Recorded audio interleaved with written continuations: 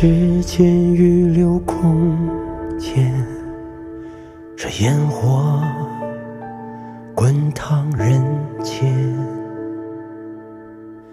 生生不灭，深情最难。一面是闲谈，一面是考验。挥之不去，白马少年。这青葱郁郁从前，苍茫时刻，人心最难。有人出列，有人出现。肩并肩向前走，正义使然。静等时间给出的答案，坚持勇敢，哪怕再难，念念不忘中的圆满。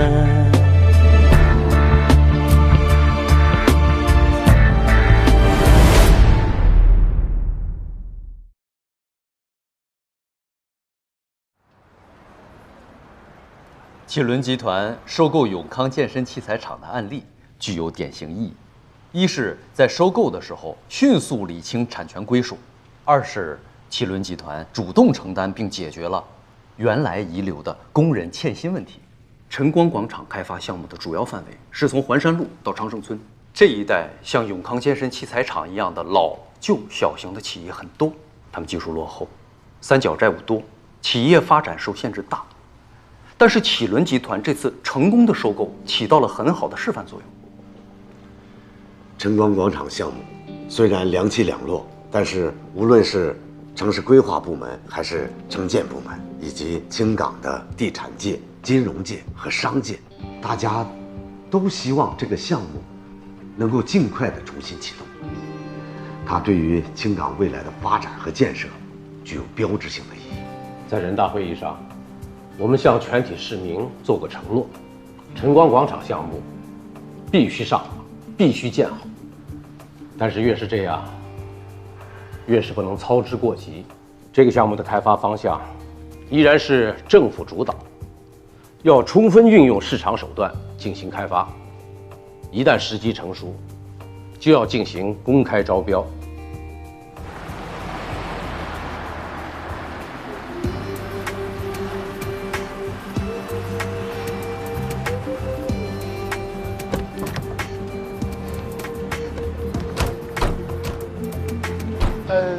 你们是？你好，我们是青港市人民法院执行局法官，我叫麒麟。有什么事吗？我们来呢是来找你们了解一下情况。这张报废单上的车辆是不是送到你们这儿来了？哦，是，这辆车我有印象。我们这半年啊，就报废这么辆玛莎拉蒂，撞得还挺严重的。车在哪儿？这我得查一下，你们稍等啊。行，谢谢啊。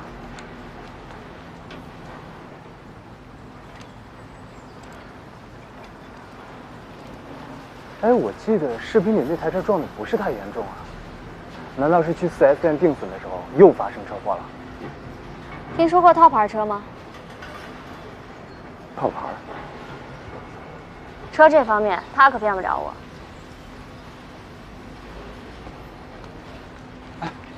我查了，这辆车啊确实在我们这儿，不过已经被拆解了。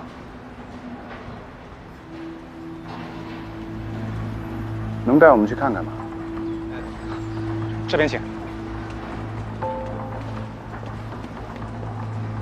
这边有很多散落的零件啊、碎玻璃什么的，你要小心点啊。这。每天送过来的车都挺多的。这本色我也有个。行啊。那再往前走一点就到了。这车撞成这样。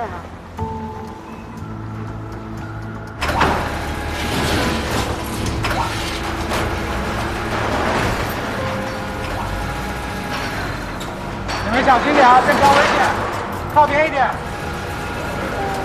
拆卸区了。啊，拆卸完的车子就成这样了，只剩下发动机了。发动机在那边。来。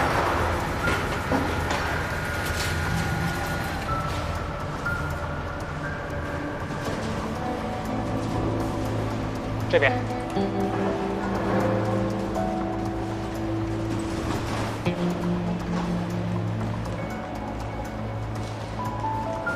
啊，都在这儿了。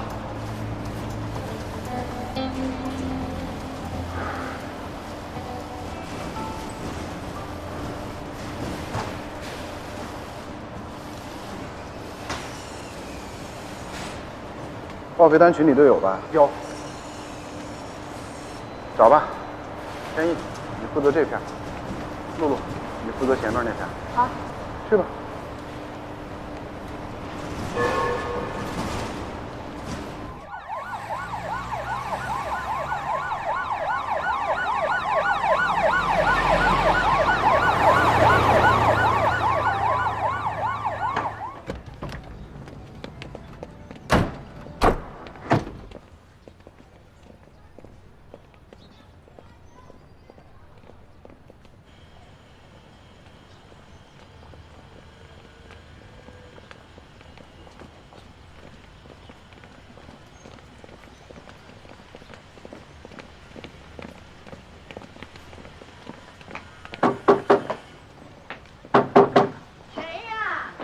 你好，我们是青冈法院执行局的。你找谁呀？我是青冈法院执行局的法官叶轩，请问孙欣欣是住在这儿吗？哎，是住在这儿。欣欣，有法官找你呢。欣欣，哎，刚才还在这给我熬药了。哎呦哎呦，怎么了？这怎么了？怎么了？奶奶，别急，没事。孙欣欣，你给我站住！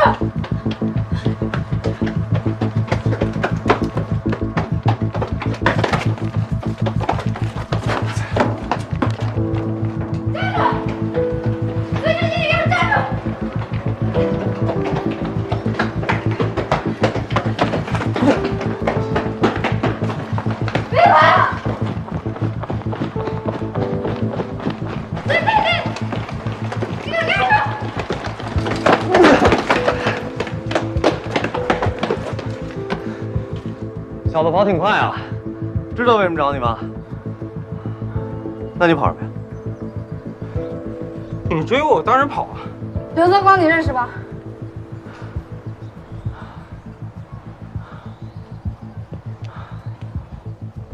没多大事儿啊，别吓着你奶奶。能配合吗？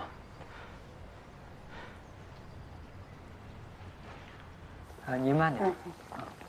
哎，你们找这个欣欣啊，是不是有什么事情啊？他是不是又犯错误了？您别急，我们就是来找他核实一下情况的。哎呦，法官，欣欣是个好孩子，他可孝顺了。奶奶。哎，欣欣啊，你跑哪去了呀？是不是又做什么坏事了？没有，奶奶，法官他们就是来问问我小光哥的情况，别担心。哦，那就好，那你要配合法官工作哦。嗯。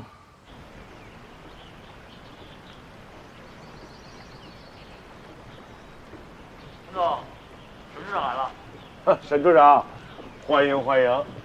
总想请您啊来我这茶室坐坐。您工作压力大，来放松放松，可总请不来您。楚市长告诫我们要与企业家交朋友，但是要时刻保持距离，这叫亲疏有度嘛。那我算亲的。您可是主动打电话跟我说要来坐坐，我开心坏了。今天我是来打前站的。坐一说。来，请。最近呢，市里开了个会，楚市长专门对你们启伦集团进行了表扬，我呢又擅自做主，向楚市长详细的介绍了一下启伦集团在晨光广场这个项目上的准备情况。楚市长是一个工作一竿子捅到底的领导，所以他决定要亲自来你们公司走访调研。真的呀？我问过市政府办公室了，时间定在周4。需要做什么准备吗？我就怕你们准备。你们也知道，厨师长啊，他是一个从基层干起来的领导，出了名的清正廉洁。他不管走到哪儿，饭不吃，酒不喝，谈完工作就走。所以他来你公司视察，一包茶叶，一份纪念品都不要送，记住了。你看啊，领导这么支持我们的工作，也不能一点不让我们表达吧？这样显得太没礼貌，太不近人情了。李总啊，我还要专门的提醒你，千万不要把商场的那一套东西放在厨师长身上，要不真就把那点意思变成不好意思了啊！沈处长，李总，听沈处长，喝茶。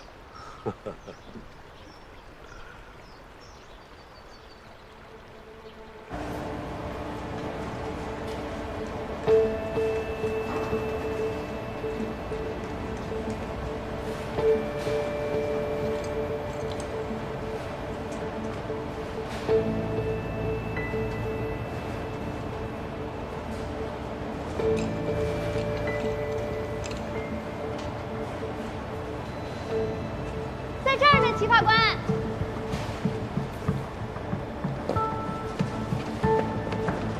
找到了，就是这台发动机。我们再核对一下。来，你说。M156C322680。不对，数字不对，322689。第5位是 C 吗？是 D。张天印，你照一下那个号码。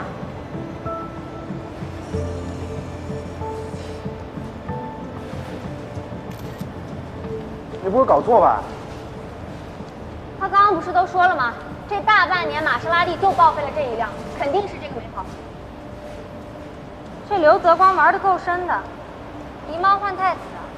这台发动机是玛莎拉蒂 M156C， 是高功率版本，原型驶本上是 M156D 低功率版本。不是，这什么意思？你能说明白点吗？这压根儿就不是那辆车。你确定？当然了。同志，我们法院要就地查封这台发动机，请予以配合。刘泽光和我是高中同学，他有钱。我爸妈离了婚之后，俩人谁也不要我，我只能跟我奶奶过。她之前还挺大方的，给过我不少钱。奶奶看病、买药，其实都靠她。但是这半年不行了，说是和他爸爸断绝了父子关系。为什么你要帮他租房子啊？他让我帮他租的，还让我帮他办了新电话卡，说是有人追他，怕被发现。除了帮他租房、办电话卡，你还帮他干过什么？他在我家后院停过一辆没有牌照的报废车，他撞完人之后就把车开走了。什么车？白色的玛莎拉蒂。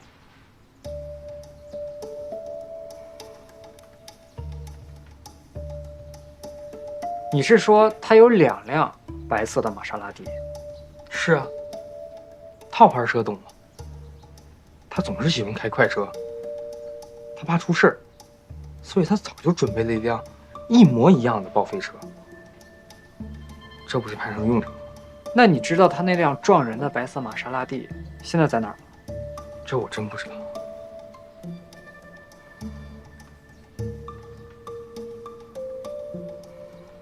仔细想想，你还帮他干过什么？我还帮他转过钱。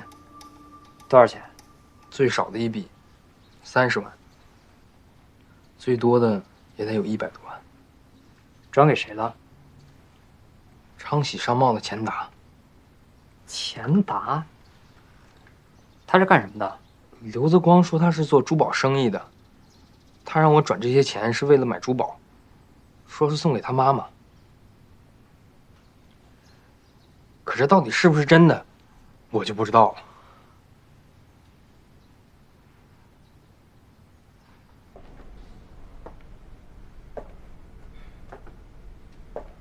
有完没完？要不你们就拘留我，要么就把我放了。你们居船最多就扣我24小时。懂法呀？还知道居船不能超过24小时？我听说拘你的时候给你念法条，你说你听不懂，装的。说这些都没用，我没钱，赔不了。车呢？那辆玛莎拉蒂呢？我都说了，报废了，没有了。刘泽光，你知道恶意转移财产的严重性吗？我再给你重复一遍。在法律文书生效以后，隐藏、转移、变卖、损毁财产，导致无法执行的，根据刑法，有可能处3年以下有期徒刑。而且，参与赌博，且数额巨大的，罪上加罪。你自己想想会判多少年？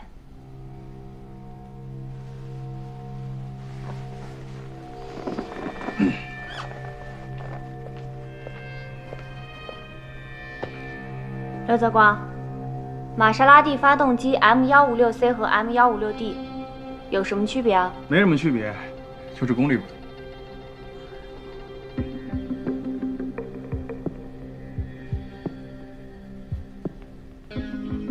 你的那辆玛莎拉蒂发动机是 M156D 型的，没错吧？刘泽光，你还年轻。已经错了，就别再错上加错。说，那辆玛莎拉蒂在哪儿？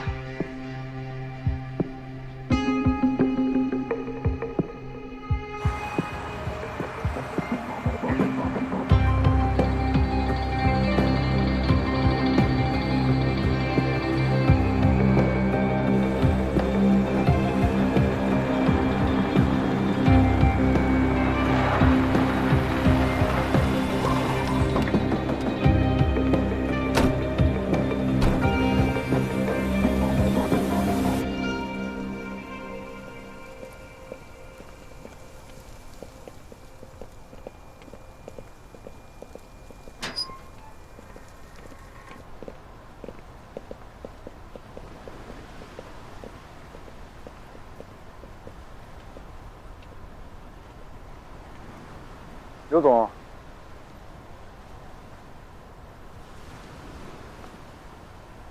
徐法官，你们怎么找到这儿来了？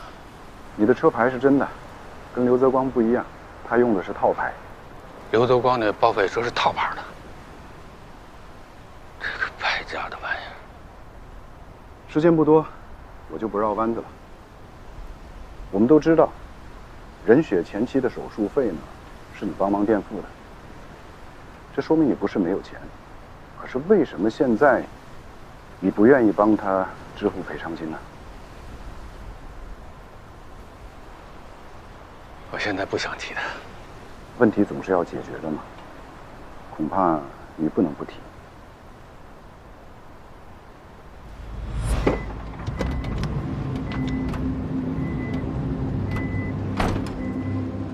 下车！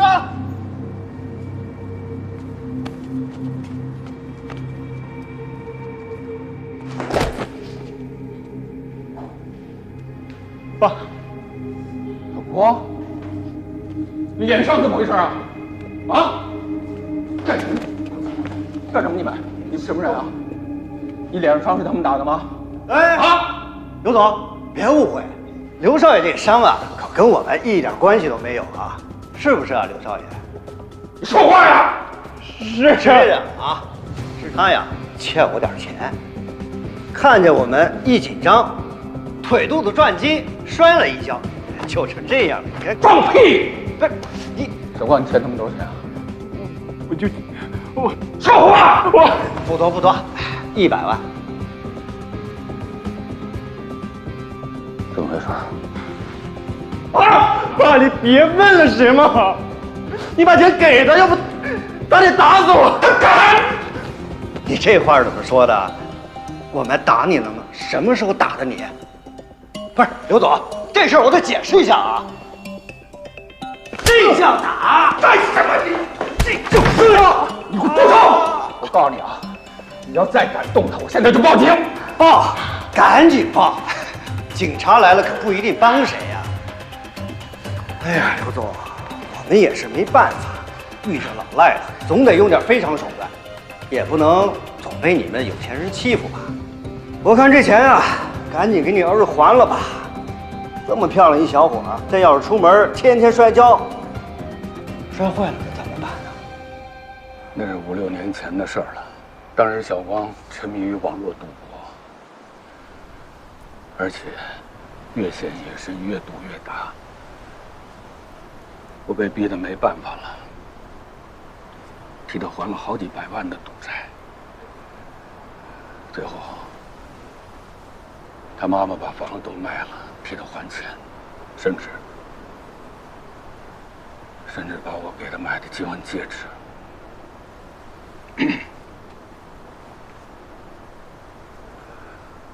老话说得好，虎毒不食子。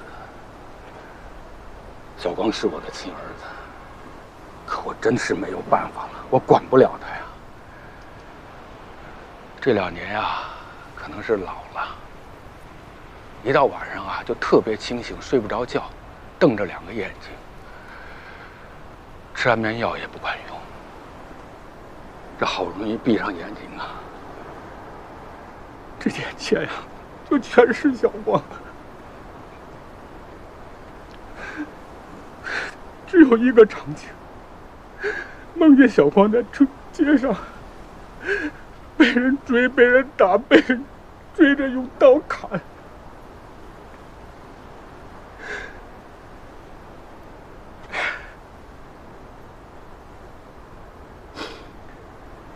真的，我真的是没有办法了，七法官。我现在只有依靠国家，依靠你们，依靠法院。七法官，今天就算我求求你了，把小光弄进去吧，多判他几年，让他在里面好好待着，好好改造。有国家管着他，有国家教育他，我这下半辈子就安心了。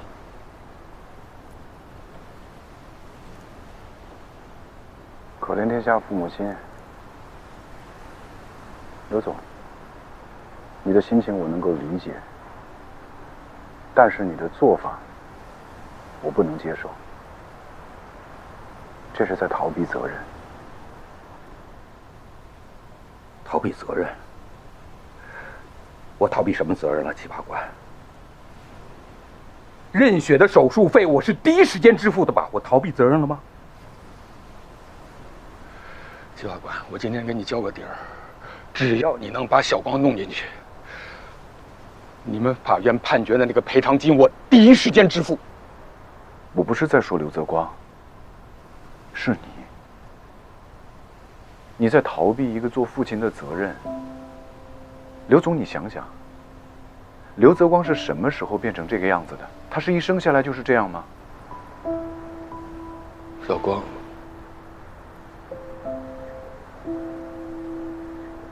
想想小光啊，原来真还是个好孩子。那几年呀，我开公司创业，天天忙得不着家。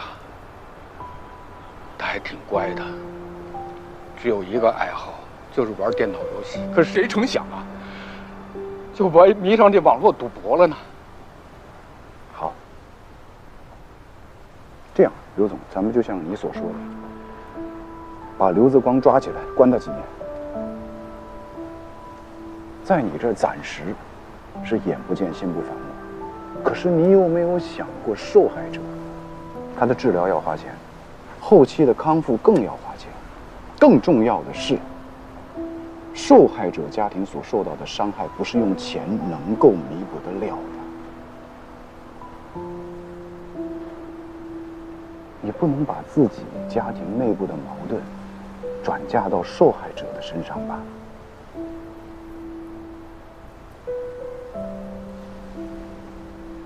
我希望你能够慎重的再考虑考虑。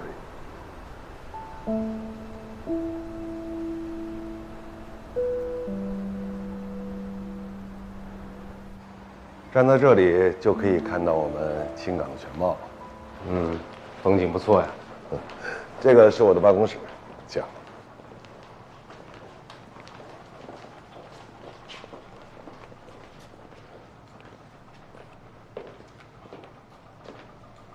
陈总的办公室很气派嘛？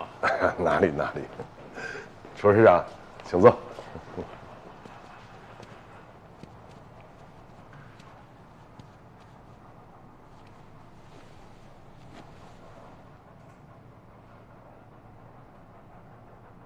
永康健身器材厂这件事情，你们启伦集团起到了很好的示范作用，尤其是妥善解决了工人的欠薪问题。我也希望有更多的企业能够借鉴你们这个经验。无论什么时候，一定要记住，人才是企业的根本。我记住了。您稍等。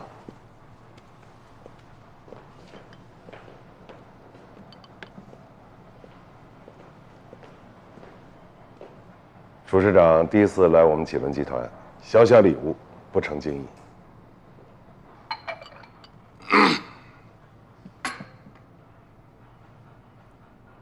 我给楚市长介绍一下，这个瓶子的底部放的是咱们青港各个区的泥土，山上的土，海边的沙，这上面呢是咱们青港农作物的种子，有玉米，有稻谷。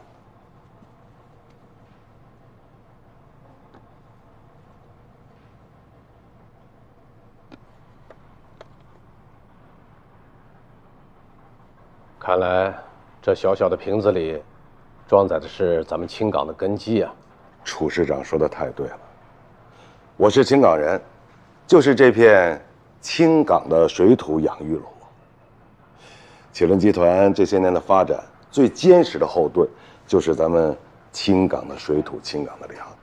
所以啊，我做了这批纪念品，就是时刻提醒自己，不忘初心，热爱青港，建设好我们的家乡。陈总有心了，这个礼物我收下了。谢谢楚市长，请喝茶。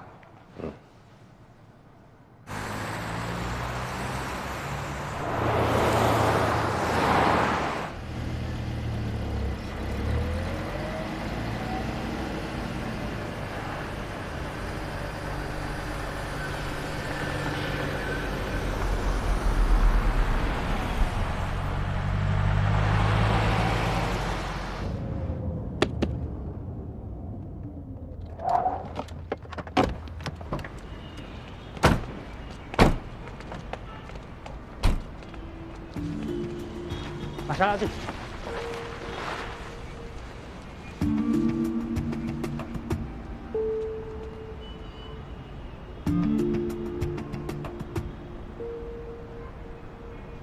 齐法官，就是这辆车。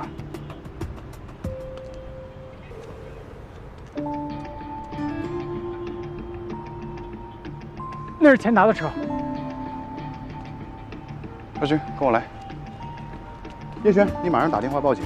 张天翼还有田佳，你们两个人负责拍照取证。完事儿之后，联系一台拖车，把这台车扣押回法院。另外呢，把咱们这2台车调到入口去。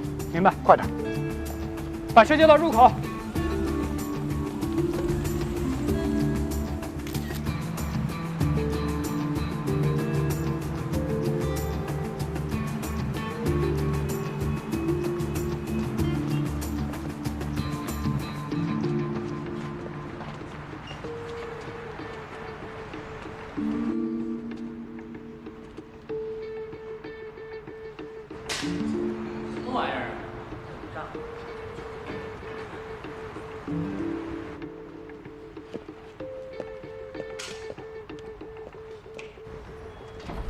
你们俩干嘛呢？哦，找人钱达，钱总。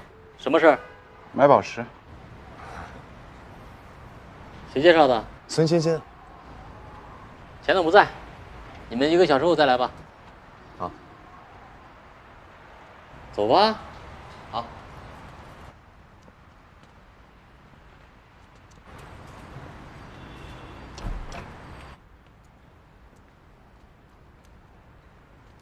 人大概率就在里面，你在这儿守着，我去停车场看看。好，放心。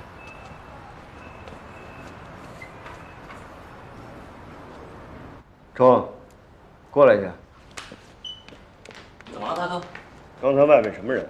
啊，一个想买宝石的客人，我已经打发他们走了，让他们1个小时后再来。谁介绍来的？孙欣欣。谁？孙欣欣，就刘泽光屁股后面那小弟。收东西。不是，怎么了，大哥？那刘泽光都被抓进去了，还能介绍什么好人？别他妈玩了，赶紧收拾东西！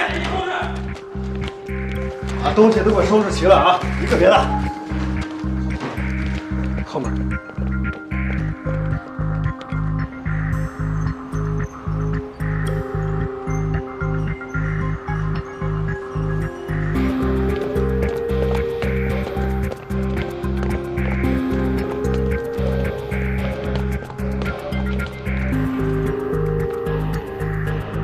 走，走走走。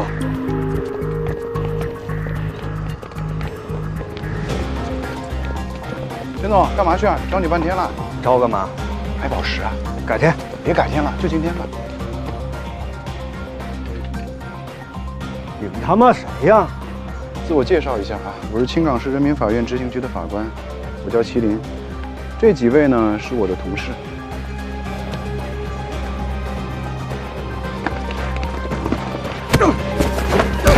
哎，怎么还动手呢？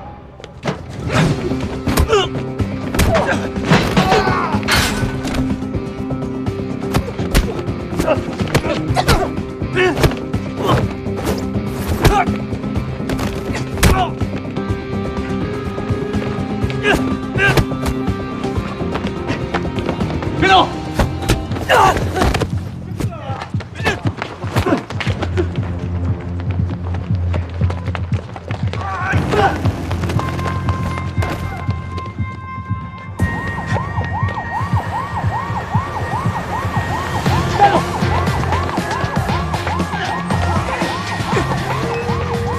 天一，没事吧？啊，没事没事，别动别动别动，这是特不够，不会骨折了吧？法官打群架呀！这消息要是传出去，让其他部门怎么看咱们执行局啊？哦，执行不了，积极动手啊！回去马上给他们开会啊！凡是参与打架的人，全都给我写检查。什么事儿啊？这是！朱局，您先别发脾气，这事实有出入。有什么出入啊？动没动手？打没打架？楚云，你是庭长，你不管他们，他们是会犯错误的。周局是这样，他们发现钱达等人之后，第一时间就报了警，但是警察还没赶到，这些人就要跑，而且法警也都跟着呢。那您说，他们能不管就让这些人跑了吗？您可以仔细看看执法记录仪，他们第一时间就亮明了自己的身份，而且是对方先动的手。我在跟你讨论谁先动手的事吗，楚云？现在是没有人受伤。如果要是出了事，后果是很严重的。我们是法官，不是警察呀。当初啊，麒麟在马场的时候，你什么态度啊？你现在怎么就变了？该法官干的事儿啊，我们绝不退让；不该法官干的事，我们不能蛮干呐。还有那个田家那个小丫头片子啊，你说个儿也不高吧，大打出手，拦都拦不住。我跟你说，就是你这个庭长啊，再这么护下去，他们胆子会越来越大的。你给我反省，你给我写检查。好的，周局，我写检查，我一定深刻的检查。但是这检查，我一个人写就行了吧？其他人就算了吧。不要讨价还价。哎，你想想啊，今天这个事儿，如果不是田家救了麒麟，麒麟现在有可能就躺在医院了。对方人再多点儿，你们执行二庭啊，能平平安安的回来几个人呢？我们是法官，用的是这儿，不是这儿。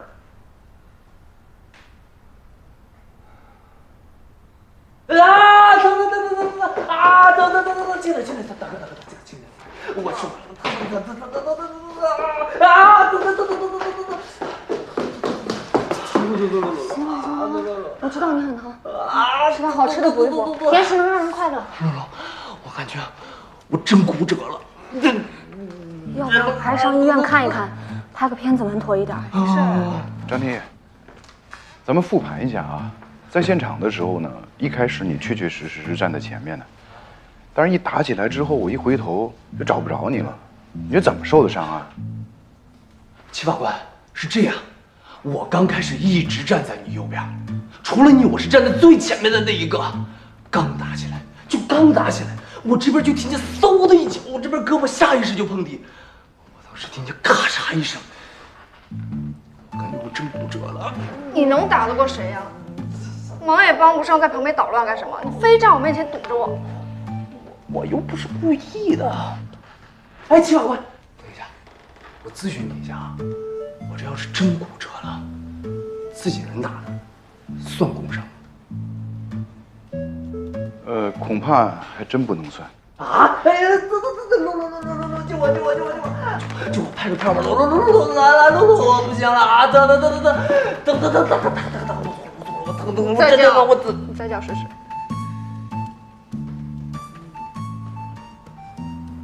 既然这辆玛莎拉蒂找到了，刘泽光隐藏转移资产的事实已经成立，后续工作你们要抓紧啊。刘泽光的父亲刘川答应，今天会将赔偿金打给任选。怎么回事？麒麟去找了刘川一趟，具体怎么聊的我还没问。他给我打电话说，刘川做出主动赔偿，是希望为刘泽光的行为减轻一些罪责。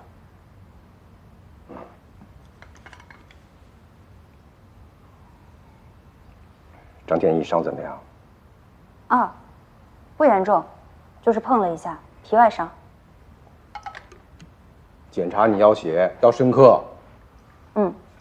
我知道。其他人就算了啊，下不为例啊。谢谢周局。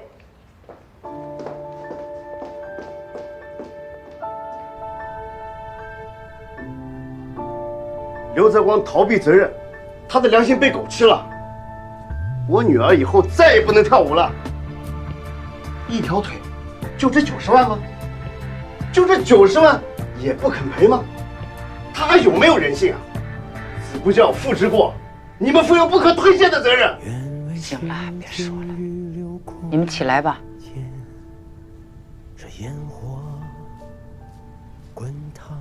您刚才说的那些话呀，我都接受。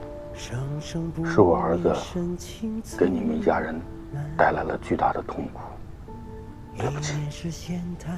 对不起，你们回去吧。法院判的赔偿你们也赔了，可是我绝对不会说个谢字。现在我们就算两清了。我知道，钱不能解决一切问题，但是除了法院判决赔偿的部分，我承诺，将来啊，任雪有任何需要，随时来找我，我一定尽力而为。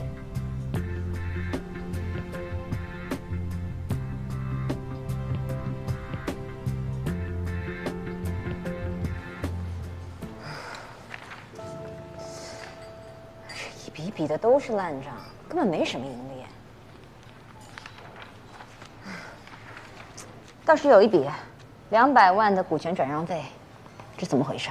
董明当时忽悠一个叫方强的傻小子，买了他器材厂10%的股份。你确定吗？确定啊，他这破厂子只盈利了这么一回，后来2个人还闹了好几次别扭，具体怎么解决的我不太清楚。但这个股权应该还在方强手里。那你现在能找到这个方强吗？好像有他微信吧？不是，你找他干嘛呀？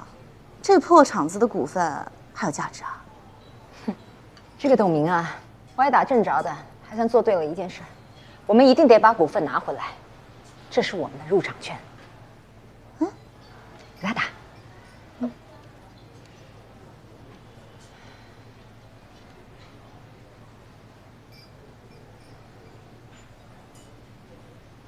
没人接。没事儿，等会接着他，我们一定想办法找到他。田佳，你这么能打，怎么平时一点都不露呢？没机会展示，我总不能满世界宣扬去吧？什么时候打？至少我得先把规则说好吧。要不然我先让他3局。不用。他们什么时候把田家带过去的？10分钟以前，你去周局那汇报的时候。说是以武会友，互相请教。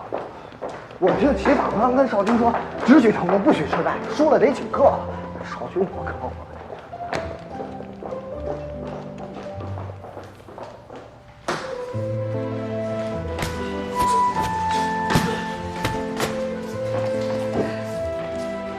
你跟田佳不是同学吗？他什么水平？全省大学生自由搏击女子组拿过亚军。这么猛？他平时看上去挺柔弱的呀。他柔弱，我这身上全是他打的伤。这也太暴力了，怎么从来没听你说过？我一个大老爷们，我好意思说？再说了，他不让我说，我也不敢。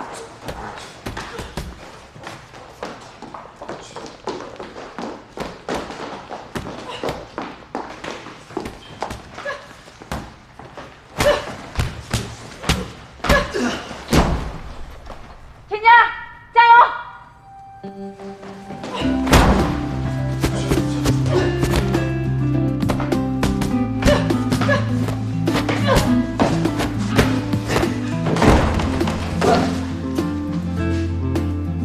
没事吧？不过我确实也没想到，你这比赛经验确实挺丰富的。但是我提醒你啊，你是个法官，多动脑子少动手，以后不该冲动千万别冲动啊！有我们法警保护你。来吧，起来。这局我输了，咱们再打2局，3局2胜。行了，友谊第一，比赛第2啊，点到为止就行了。对，点到为止。小金，你的职责是保护法官，不是把法官打到地上啊。解释一下啊，是田佳呢主动要求挑战少军的。收了吧，别影响下午工作。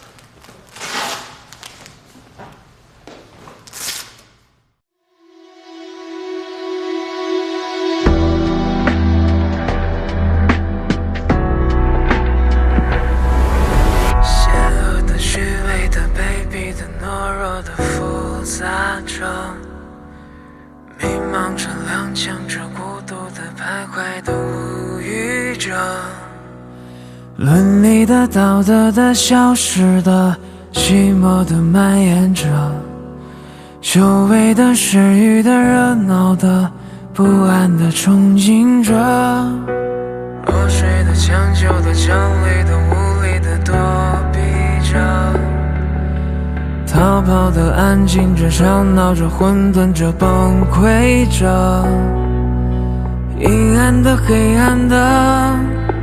破坏着，都无力面对。勇敢的、坚定的、坚毅的、守护的人啊，奋力的、无畏的、坚韧的，摆着不挠，照亮你和我。